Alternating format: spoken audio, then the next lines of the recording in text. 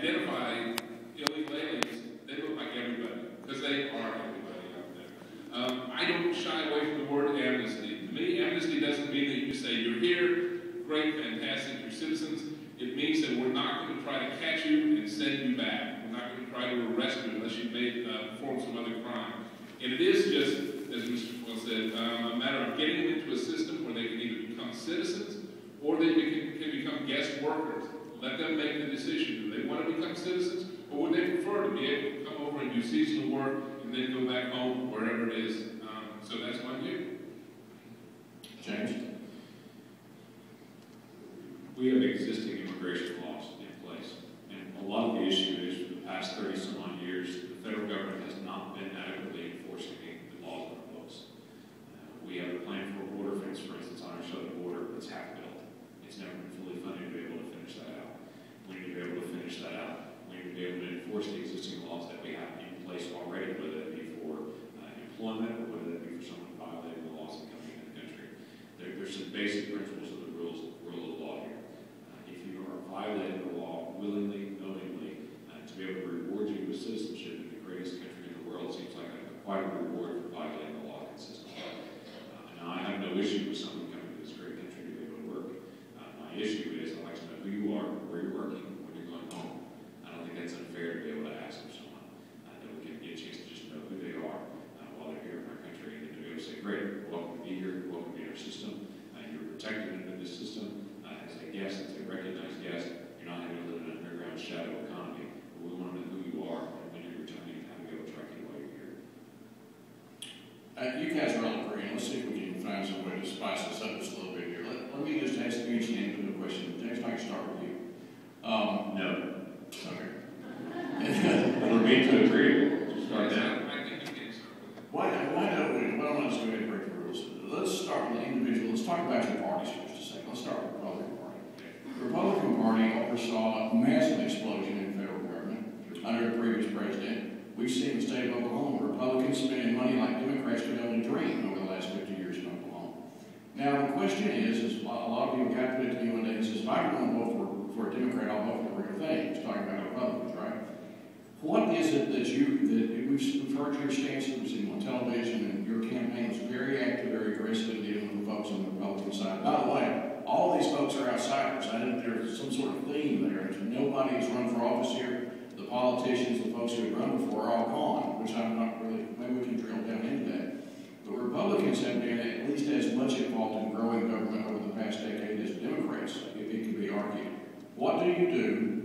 First of all, when you describe yourself as a regular Republican, what do you do to get Republicans back on track the way they were in their budget hot years?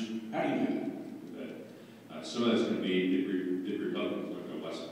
Because quite frankly, the Republicans did a very poor job of managing the budget.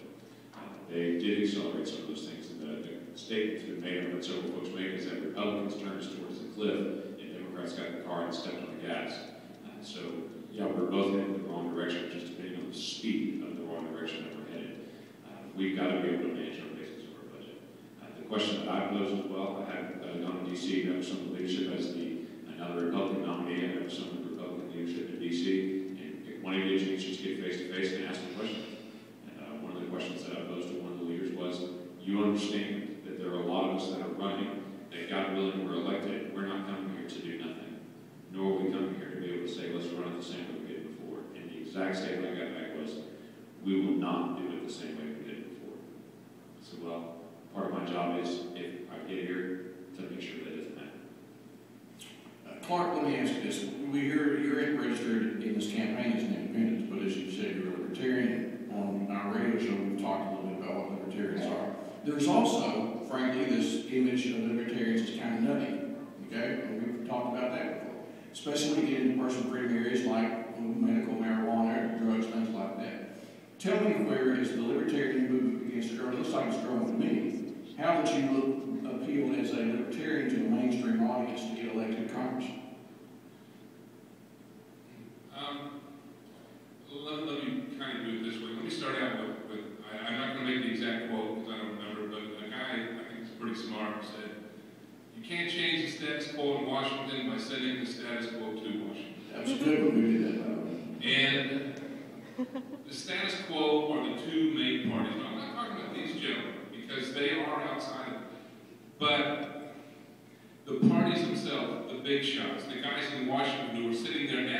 divvying up the spoils and deciding what things are going to happen. They're the problem. And we've seen them be, quite honestly, like drug addicts. They make a mistake, they do something wrong, they hurt us, and they come back 2 years later and say, hey, look, I made it. I'll never do that again, I promise. 2 years later, after spending more of our money, they come back and say, hey, give me another chance. They've been asking for another chance for decades, and it's time to quit that. Libertarians don't actually say anything that's really that crazy. We think you're smart enough to take care of yourself. We think you can handle yourself. If I were to ask the people in this room today, let's say we legalize heroin tomorrow, how many of you, let's just show hands, how many of you would run down and buy some heroin? I don't see anybody. The problem with legalizing drugs is that people have a bad vision of that. They don't see that it's a matter of freedom for everybody. Freedom for economics. How much government do you want controlling your economics? If we can get down to it and see that this country was built on the right of individuals to do what they think is best, then I think people will come around to us and we will begin to get more mainstream answer to us. Billy, let me, for Democrats, the unseen figure in the room hovering on all the Democrats is the guy at 1600 Pennsylvania Avenue.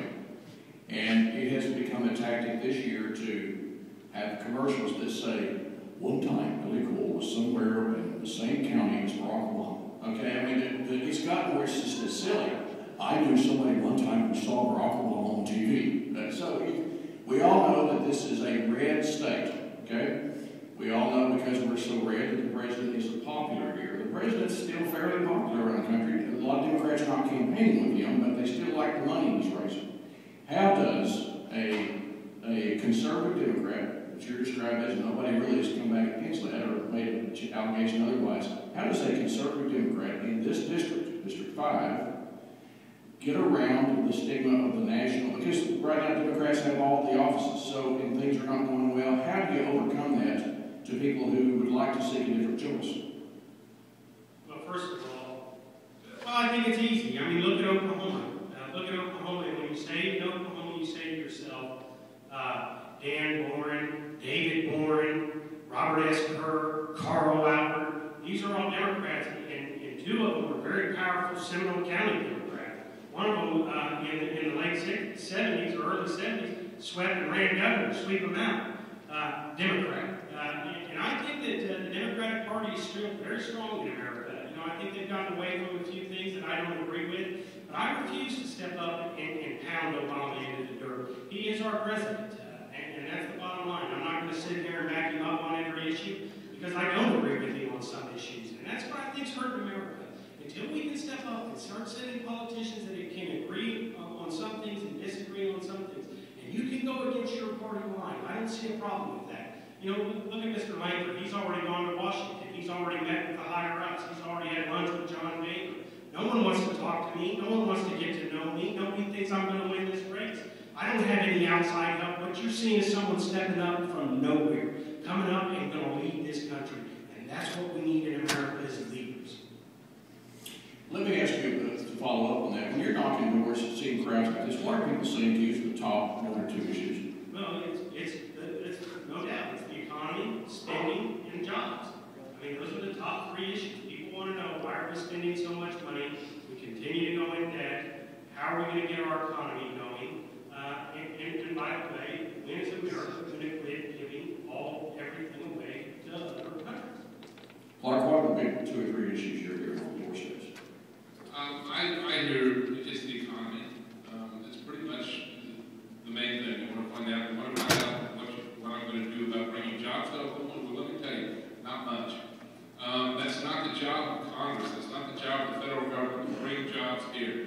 Maybe Oklahoma State job to go out and find companies to come in here, but the only jobs the federal government can produce are federal jobs. And when the federal job money stops, those jobs go away. Think of the census takers that inflated the number of people working earlier in the spring. They quit working and suddenly the numbers dropped again. On the federal level, we have to get a hold of the budget and let the jobs be handled